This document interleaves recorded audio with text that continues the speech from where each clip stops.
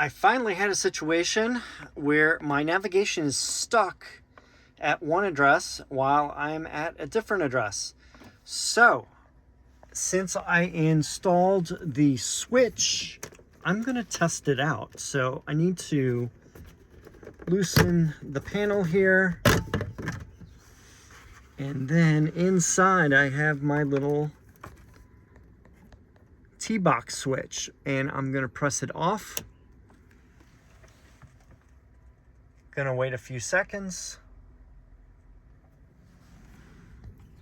Then I'm gonna press it on.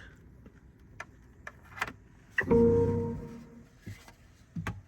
the car is resetting. While I'm waiting for that, I can press the panel back down again. There we go. Give it a minute to start up.